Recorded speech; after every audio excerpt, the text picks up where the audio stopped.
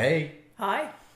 we're back with another episode with special guests from El Dente, Frente, Angie and Simon. Hey. Hey, hi guys. Hiya. Good. So you guys have just finished up Marvin the album anniversary tour. We have. Yeah.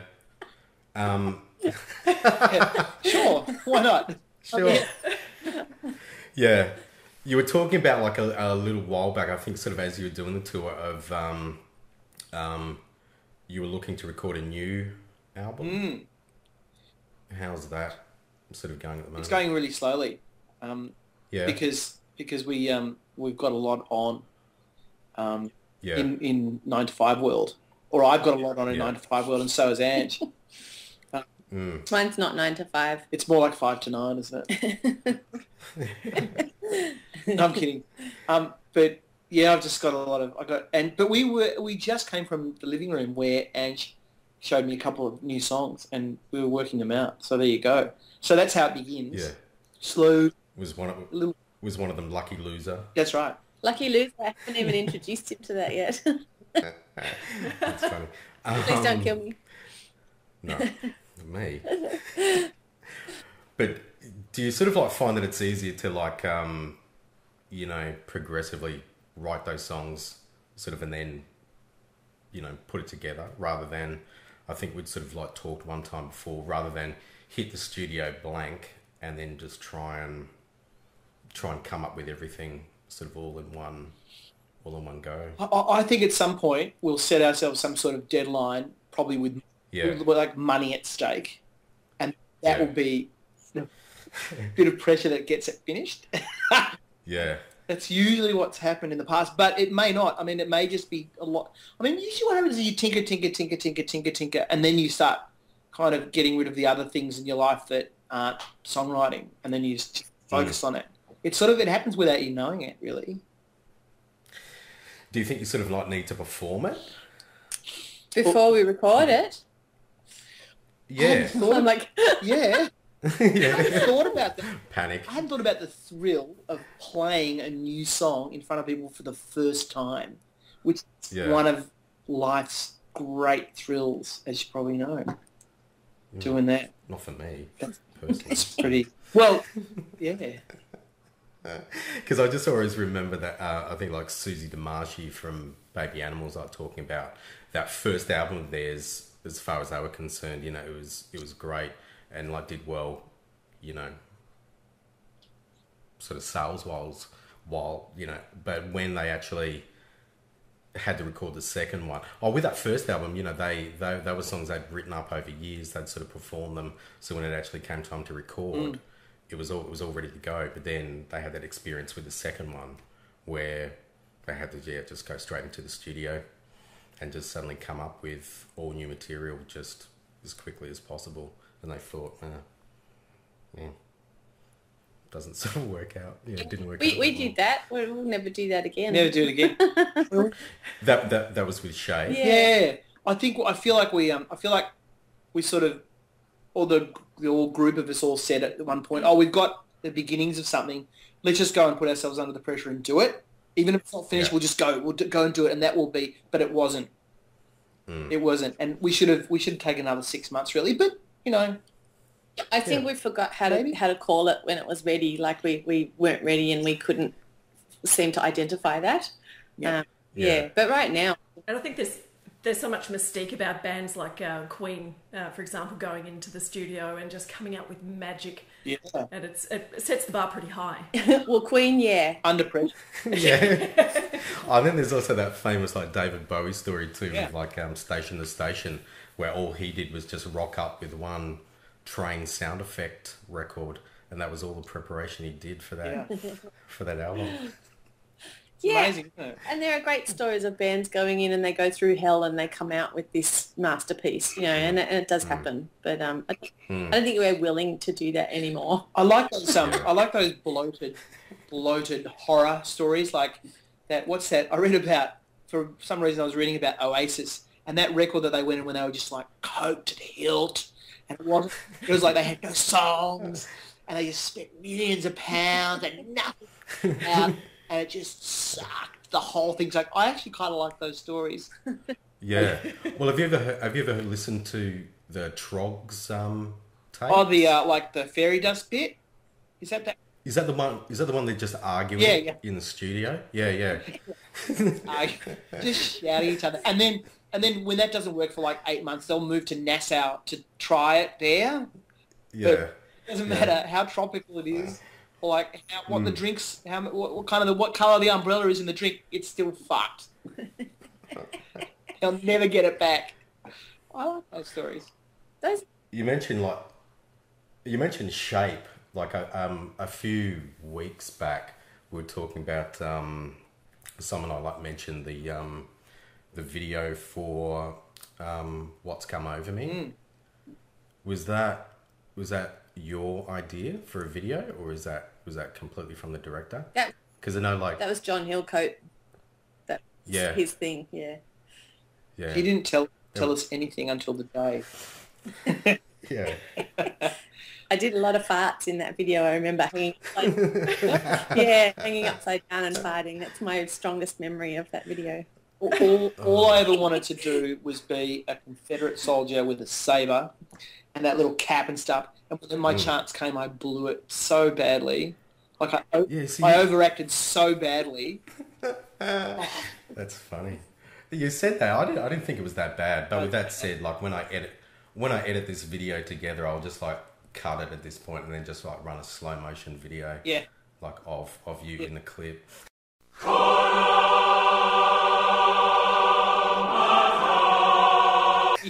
And you can see here, that's where Angie farts. Yeah. Yeah. And that's where the bad acting starts. It was quite a strange day. It was outside of LA, like in the valley. The Simi Valley. It was hot. It was like 39 degrees. Yeah, it looks it. Yeah, it was disgusting. And then, like, all these arguments started. Like the place where we were shooting it, it was some sort of it was a set that they used on tons of movies. And the people who owned it started getting really, really angry at our producers because they hadn't paid somebody for something, and they were like guns being sort of like stuffed in pockets, and like people shouting and calling the police and the sheriff, and this was sort of all happening in the background. And us going, huh? What? So you could have used them as extras. Right. I guess that explains the tension. That's right. You're talking about bad acting, but it's really, right. They're going to bring out the real guns. Yeah, that's right. Have you guys got out of the music videos you've done? Have you got a favourite one? I still really like Lonely. I was going to say, it's probably my favourite. That and My Hands. I think Yeah, My Hands is lovely. it's a great. Yeah. The kids love Horrible. That was fun. They love it. They love that. Yeah. It's just this vomiting and stuff like that. Or pulling. How did you? Yeah. How did you feel like having? Was that like a record label decision to do?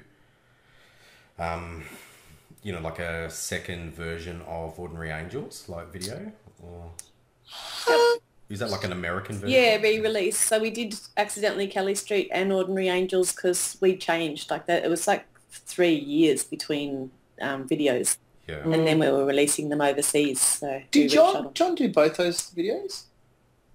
John did. No, He did Kelly Street. Kelly Street, and then I forget his name. The original director, Robbie Douglas. He did the second Ordinary Okay. Angels, I believe. Yeah, so it was like a refresh. Sorry, yeah. I'll be fact checking afterwards. Yeah, It was definitely, we definitely wanted to refresh it, I think. Yeah. Yeah. I like the second Kelly Street video. I mean, I think the first one is actually really good.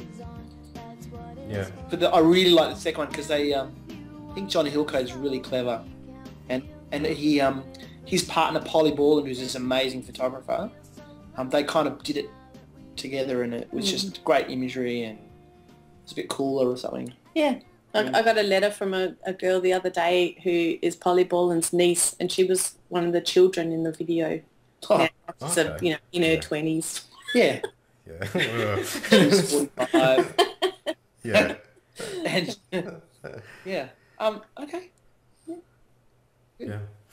Um, so you've like had a bit of a, working experience with Joss Whedon, at various times. Have you guys like thought about like dropping a few Avengers sort of related tracks like in the new album? Try and It wouldn't help. just like just play it off like nonchalant. Yeah. Oh, we just happen to write a few songs about the Hulk and Iron Man. Yeah. Yeah, they're our main See if it metaphors works. anyway. That's right. Yeah. Yeah. See if it makes its way onto the soundtrack. I think, yeah, I mean, it's such a juggernaut, that stuff, isn't it? It's such a, it must be, I don't know. I haven't seen any of those movies, mostly because I just haven't had any time.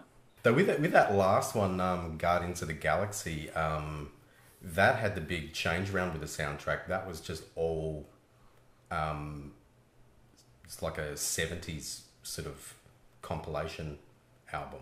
Yeah, right. Just some real sort of cheesy sort of numbers like out of the 70s. Like I had like a bit of a Boogie Nights like type soundtrack to it.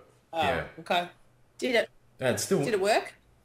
Yeah, it went straight to number one on the iTunes charts, and yeah, you can like have a look on YouTube now for some of these songs that had very little plays. They're suddenly massive. Yeah. Don't underestimate Glee, although that's kind of over now, isn't it? The way that Glee sort of... Glee will never be over. I'm sorry. Yeah. I've never seen it. Number one everywhere. Just, Yeah. That was a kind of a strange pop artifact, I thought. Yeah. Yeah, you had time to watch that. I just always got really annoyed at watching it because there was no microphones on anything or anybody. And I'm like the sound engineer guy, like, how? They're cheating me. This doesn't look like they're singing. Stop. Just show you what a Luddite I am. Like, whatever, old guy. We're just going to sing. Or, I see those Johnny Rebel acting chops are still in full force. Oh, absolutely. Yeah, God, yeah. But Lucy, my partner, loves all that. She loves Glee. She loves Glee and SVU. And so sometimes, What's SVU? Oh, Special Victims Unit. so sometimes, That's a bit of a contrast right? between the Sometimes two. we watch them one after the other. Yeah, I probably would too. I'd be sort of watching Glee and then just switching it backwards and forwards. Yeah, that's right. Yeah. Just wanting to see someone get stabbed. Or do you watch Glee waiting for the cops to come in and close off the scene? And Yeah. you're trying to figure out who the murderer is. That's right. It's like Yeah. banging the table when they're questioning people. Iced tea is in there. Yeah. I'll make some calls to some friends. You're going to disappear. Who want to know? In Glee. That'll be good. So you guys obviously had a lot of success with your cover of Bizarre Love Triangle. Would you do another cover? Like, maybe sort of had ones in mind? We've done quite a few covers. I think we won't ever stop. I think it's a thing. we like translating songs. We like, we're just pop radio kids, really, for when we were growing up. So Yeah. it's just all about kind of like, oh, this song, Yeah. And so we get into it. But you wouldn't do the full Rod Stewart all covers album. Like the Suave. No. It's not going to happen. Yeah. The two of you both come out in tuxedos on stage. And, Yeah. That was cool. Because we ran into Brendan Gallagher a couple of months ago from Karma County, who did the Jimmy Little Messenger album. Yeah. Yeah. He was talking about he wants to do another one of those projects. This time he wants to get who do you say he wants to get? Oh, Doug Parkinson. He wants to do like an album of Australian classics with Doug Parkinson. But I don't. He was like saying that the big issue is with the financing of it. Obviously, like I don't understand how that works, but I sort of got the impression that it costs him money to get the rights to play those songs or to record them? No, not always. I guess it depends what you're going to use them for. I guess it's also your power in the market. You know, if you're a big star, people would be paying you to play their song, or they'd be, you know, you'd get a higher percentage of the royalty on it. But if you're sort of, if you're at a certain point and, you know, a publishing company, they might charge you. You know, we haven't had that experience. Yeah, mostly because people just haven't noticed that we've covered their songs. Just change a few lyrics here and there. They've got no idea. Bizarre Love Octagon. I saw Hooky once, and he had. I saw him backstage at a festival in Spain because he really liked the cover of it, and he's kind of an idiot, but no, he's not. He's a great guy. I don't know him, so. But he was wearing like pink and orange camo pants. I felt a bit let down, I have to say. What? Because he had camo pants? But they were pink and orange, like pink and orange camo pattern. I was like, oh, it's very Brit. It is, but it's more Ibiza than I thought Peter Hook would be. Do you know what I always feel the same way whenever I see like John Lydon these days too, where, you know, it's this very... He's wearing a silver thong or something like that. Yeah. This is very obnoxious, like brightly coloured punk. Yeah. Wannabe punk sort of look. Yeah. But it's like punks on holiday. It's like millionaire punks on holiday or something. You know? Yeah. Here we are in Spain. Ha ha ha. I'm going to wear my rust-coloured pants. Ha! Yeah, but then again, I suppose all their outfits like were fairly designer right from the get-go. Yeah, that's right. Spaniard! But yeah. We went for a drive. When we were making that record, we went, were you in that car? No, maybe not. I went for a drive with Cameron McVeigh. And he's just a big English, like, just a bother boy. Like, you know, he looks like he's out of that movie Sexy Beast. Oh, yeah. He stopped in this petrol station, and the Spanish guy comes over and he just yelled at him, Spaniard! Roma! Which means lead, you know, no lead, unleaded. Oh, without lead, okay. Yeah. Sin Broma, Spaniard! God. Camera? Sorry. I don't know why I thought of that. Yeah. Great rock and roll memories. Yeah. Anyway, that's just more punks on holiday in Spain. Yeah. But they were obnoxious like that, like when you watch Great Rock and Roll Swindle. Hey. Over all that footage of them in Steve Jones in South America. Yeah. With Ronnie Biggs. Yeah, and some other, you know, old Nazi they just enlisted to be in the band. And no focus, like all their eyes are slightly passed out. You know, imagine living years. Imagine spending 20 years being out of it like that, like and surviving. Yeah. How do you do it? Well, Steve Jones works in radio these days, I think. Okay. Yeah, I think he's got I think he's sort of cleaned up his act and has Constitution. Yeah, right. Yeah, in LA, I think. But who knows? Though I did watch an old episode of Roseanne the other day with him in it. He was the villain and terrorised Roseanne in the diner. It was a very weak performance. You know, so. Yeah. It was very obnoxious. He kept on wanting to buy coffee. Yeah. They were trying to close the shop. He goes, I want more coffee. It's like, oh no, Yeah. what have become of us? It's musicians and acting. You know, that's the boundary you should never cross. Yeah. And vice versa. Has it ever? Can you think of a decent one, like offhand? Oh, Justin Timberlake, definitely. Yeah. Justin Timberlake. What was he in though? Social Network, was it? Yeah. Yes. Oh yeah, that's right. He was I didn't see it. I don't know if he was any good. He is. Yeah. I'm speaking Switch Glee off for 20 minutes. Yeah, right. And just... Singers who can act. Mick Jagger's been horrendous and everything. Yeah. David Bowie, yeah, not so good. Yeah. Was it He's good at at 5 seconds. You know, I didn't mind him in what was the Scorsese one?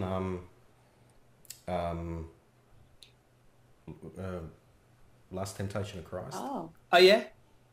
Yeah, he played. Bowie played. Pontius Pilate. Yeah, Pontius Yeah. Pilate. Here you go. But Bowie always seems to play himself, so it always works. He's Yeah. consistently Bowie in everything he does. Yeah, that's the way to do it. Pilate is always an Englishman. Yeah. Every Sort of Hollywood villain. Yeah. No. Fantastic. I was thinking of a couple of... I mean, there's little Stevie, of course, Steve Van Zandt. Yeah. Oh, yeah. An example of someone who shouldn't be acting. Like, because he does that sort of... Good, that Sopranos thing. Yeah. Just doing this sort But the good thing about him is that the wig is usually so horrendous that you forget about the acting. You're too busy like staring at this like ultra brown croissant thing that he has like sitting on his head. Stanky on your head. Yeah, not... Yeah. He should take it off and have someone put soup in it or something. Yeah, it's not good, is it? Yeah. Really? I can't think of any decent. No. Yeah. I'm sure. Yeah. I think you're being quite nice about it, though. I'm not sure that they do. They're being charitable. I just can't think of any, but I'm sure they exist. Yeah. I'm sure they do. But all those, talking about Glee, all those kids who were in, Britney Spears and Christina Aguilera, all they're all actors, child actors, all years. But that's no recommendation, really, necessarily. I didn't think Mouseketeer was an actor. Yeah, right. It's a child on television. Look at me, everybody. I'm the first person in the world to be sent by television. Yeah. All right, moving on from musicians that will never be good actors. To actors who will never be good musicians. And then moving on to musicians who shouldn't paint. What about dynasties of musicians? Does it ever work?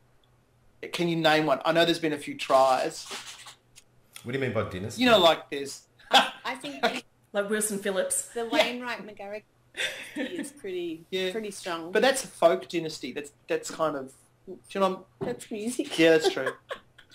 Yeah. I was thinking about Bachman Turner Overdrive, Gary Bachman and his son, Tal Bachman. That was a bit of a dynasty for a second. Bachman Turner Overweight. Yeah.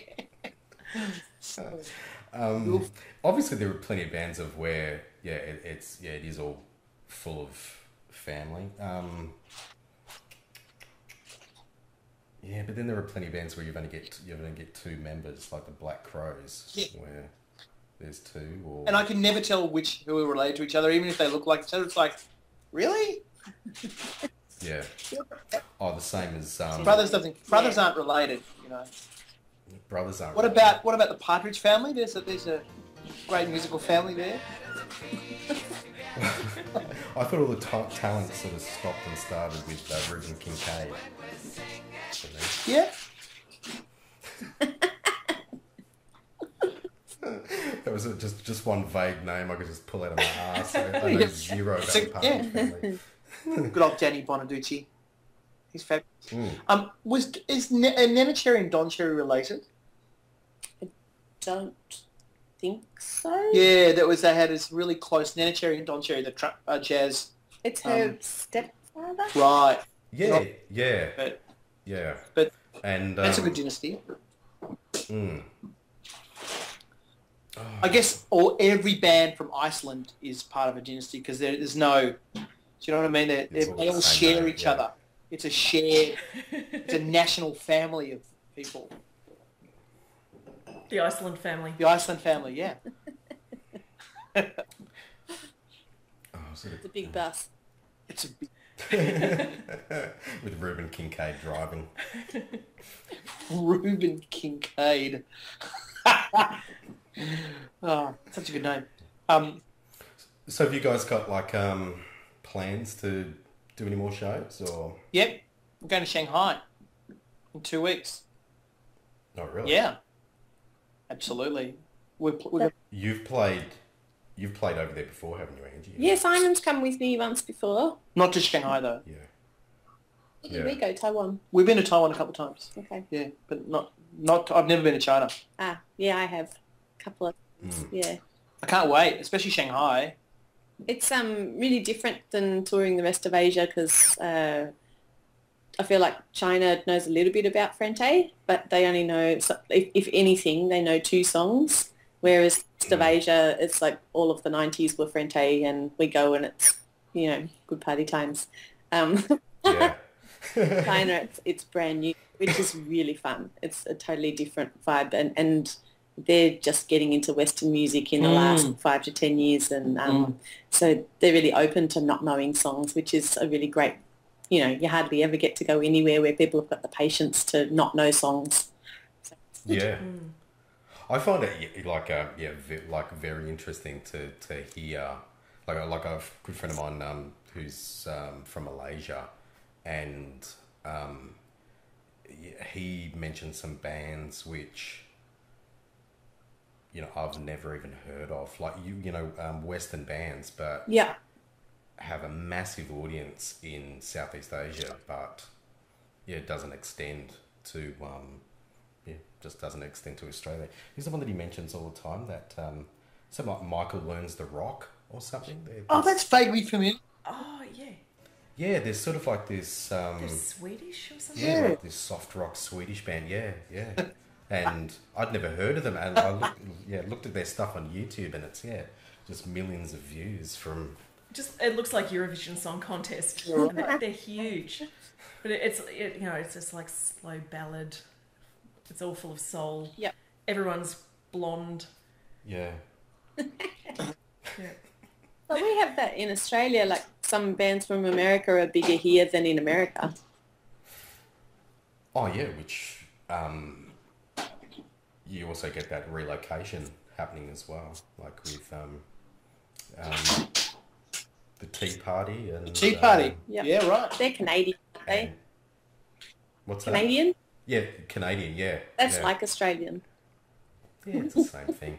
And a third of Violent Femmes. Yep. Yeah. It's true. In Tasmania, yeah. But then again, the Violent Femmes are obviously pretty big in the States as well. They're bigger here.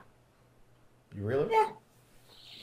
I reckon. Yeah, I think they were not ever much more than a kind of a college band in the States. Okay. You can be big in a big college band though. It can be big, but as far as kind of getting played on the radio, I think a lot of it was here. And then I remember seeing them, being with them on festivals in Europe, and like nobody watching them, which is kind of like, are you joking? It's a Violent Femmes. Yeah. If you don't know some of these songs, you're really, where have you been? Yeah, I think in this country it's at least it's like a high school staple, of where you're listening to Led Zeppelin, listen to the Doors, listen to the Violent Femmes. It's something that you just do. But it's also been interesting with singing competition shows. There's almost been a little bit of a relocation too with some of the hosts. Red Foo. He got glassed. What? Yeah. Glassed him in a pub. Yeah. That makes him Australian. Yeah. Yeah, that's right. That's right. Experience. Yeah. Yeah. Poor guy. I mean, whatever you think of him, it's pretty yucky to glass someone. But yeah, that's right. I mean, I have to say I've kind of turned off listening to a lot of music because of those shows. Yeah, I don't watch them. I can't get into it, especially is that one The Voice? Is that the one where they're all on the chairs? Yeah, and turn around. Whatever, or don't turn around, and if they don't turn around for some 10-year-old kid, a few weeks ago, nobody turned around, and the kid had a breakdown on national television, and the next day the newspapers were like, right, everybody from Channel 9 is getting fired, and we're going to sue everybody else. Yeah. God, it's a talent show, guys. Calm down. But at least they're straight up and say The Voice. It's, there's the X Factor and Australian Idol. It's, pretend, we're looking for a new sound. No, you're not. You've got the single already written. Yeah. You've got to have someone who will fit that sound. I think that's what disappoints me about it, because those shows, because there's no spark of something new, really. It's not about music. Mm. No. And that breakdown of the pay rate too that the winners get. Like I read something a little while back that they're sort of awarded this large amount, but it's like doled out at $20,000 a year or something, and they're whether that's true or not. I don't anything know, about but them getting paid. It's I didn't even think about the money factor. I think this is just as someone who's won the competition and then they subsequently go on tour afterwards. Yeah, who knows? Yeah, it's not fostering new voices, that's for sure. And it's not fostering songwriting or creativity. It's just emulation, I think. I think I just hate dealing with the label people. Or the folks who are involved in setting that up and producing and stuff. I think they'd be pretty, the people would have to do some pretty loathsome things. Do you know what I mean? I remember I've seen the business at its worst. Working as a songwriter in New York City, just seeing the mill that people have to go through, A, and what they're willing to do, B, and then the cynicism and the sheer manipulation from people at the label or independent production companies. It's kind of oh my God, why would you put yourself through that stuff? Horrible. Yeah. Yeah, it's true. Yeah. Now, to ask the cheesy question, who would you put on an Australian Mount Rushmore of music? Yeah, right. Dave McComb, probably. I would. Yeah. Put Archie Roach on there. Yeah. Because you're talking about these are the presidents of music. Yeah. I find myself listening to classic radio at the moment, and I keep hearing Chrissy Amphlett and getting so exhilarated and sad that she's around, and she should go on there too, because I think she's awesome, I have to say. And Judith Durham. Judith Durham. Thank you. Hear that? Angie Hart said Judith Durham. What? Yeah, that's only because I'm South Australian, so I'm going to go, Julie. It's because you have no soul. Yeah, Julie Anthony, over. Oh, okay. I had a great dig yourself out Judith Durham moment, which you can get every couple of years if you want it. So she... there's usually one or two big shows at the Music Bowl. At the My Music Bowl, and it's a pretty amazing place. It's 50 years old, blah, blah, blah. So they do, every couple of years they do a show, and usually Judith's on it, and of course she sings The Carnival Is Over. And so, a few years ago when I was working at the Arts, I was the head of sound, and the head of sound systems, and I was over there, and she sang it, and it was this great moment. She's there in her, the long dress, and she's holding her arms out to the audience. I was looking at it from side to stage, The Carnival. It was a really great Judith Durham and kind of Melbourne moment, because she's 2 years since, 1959 or something, I don't know. Then I turned to one of the staging guys next to me and said, wow, that's amazing. Judith Durham, The Carnival's Over at the 50th anniversary of the My Music Bowl. And he's like, yeah, she does it every year. Thank you, Melbourne. Thank you, Melbourne. Well, I saw her live when I was in year 11 at the Horsham Civic Centre. They had their one of their anniversary tours, she had about 4 costume changes. It was fantastic. The wardrobe that she took around with her, she came out with this pearlescent lame thing towards the end. They were great. I think they're pretty amazing. And she's a legend. She's a legend. So there you go. Mm. And they were huge. The number ones they got, they were the first Australian #1 in the UK, and like there's one of their first albums. They were the first non-English #1, and they were the first band to get successive #1s with 4 of their tracks, or for their the English loved them. You didn't, and Paul Simon covered one of their songs too, didn't he? Or did they cover one of Simon his? and Woodley did Red Rubber Ball. Okay. Amazing. Together. Oh, It's great. Yeah. I know their crew really well. They're all guys in their like 60s, late 50s, early 60s, and they are the most vile set of reprobates. They're fantastic, you know, and because they're just sort of old rockers. Is it down? Is it getting warm? Yeah, over there. Is it warm? Yeah. Yeah. No, not the last like few days, but yeah, we've had hot days. We've gotten to this point. No. I feel like something really good is going to happen this spring. I don't know what it is, but something is about to spring out. It's good. Shanghai, yeah. Start. That's happening. And Marvin the album too. Yeah, Electric Boogaloo. Yeah. I was with a bunch of tradies today talking about things like Electric Boogaloo and trying to interest them in early 80s hip hop, you know, and trying to play some Run DMC for them and stuff like that. And these are all young guys, and they're just like...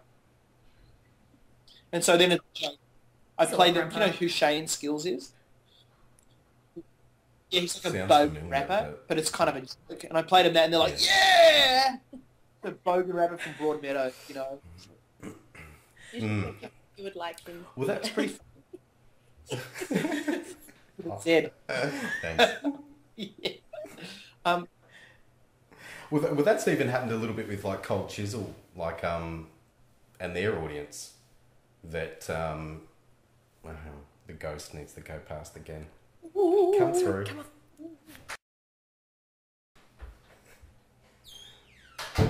Complete with ghosty sounds. I find myself singing Flame Trees a lot for some reason. I don't know what. Yeah. 3 times a week I'll walk down the street shouting Flame Trees out. That's a great thing about living in Adelaide. I'll start off going, and then realise I'm singing something, you know, out loud, and go, well, everyone else can enjoy this. If it's Cold Chisel, no one bats an eye, and it gets so much radio play over here. Yeah, you can go, and there's a girl.